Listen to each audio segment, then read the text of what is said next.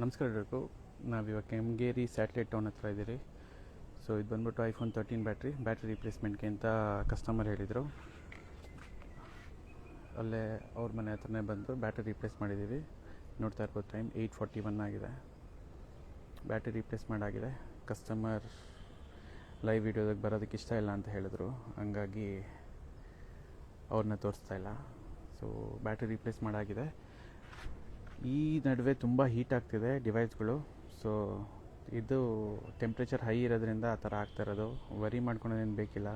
ಜಾಸ್ತಿ ಹೊತ್ತು ಯೂಸ್ ಮಾಡೋಕ್ಕೆ ಹೋಗ್ಬಿಡಿ. ಹೀಟ್ ಆದಾಗ ಸ್ವಲ್ಪ ಹೊತ್ತು ಹಂಗೆ ಸೈಲೆಂಟ್ ಮೋಡಲ್ಲಿ, ಅಂದರೆ ಹಿಂಗೆ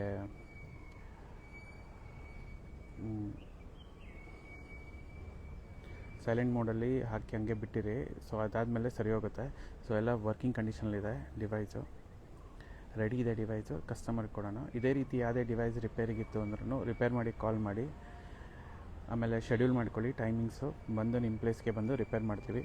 ಇದು ಅವ್ರದ್ದು ಹಳೆ ಬ್ಯಾಟ್ರಿ ಮತ್ತು ಬ್ಯಾಟ್ರಿ ರಿಪ್ಲೇಸ್ ಮಾಡಾಗಿದೆ. ಸರ್ ತೊಗೊಳ್ಳಿ. Thank you sir. Thank you for trusting. Repair ಮಾಡಿ. ಅವರು ಆಫೀಸ್ಗೆ ಹೋಗ್ಬೇಕಂತ ಹೇಳಿದ್ರು, 10 o'clock ಒಳಗಡೆ ರಿಪೇರ್ ಮಾಡಿಕೊಡಿ ಅಂತ. ಹಂಗಾಗಿ 10 o'clock ಒಳಗಡೆ ಬಂದು ರಿಪೇರ್ ಮಾಡಿಕೊಟ್ಟಿದ್ದೀವಿ.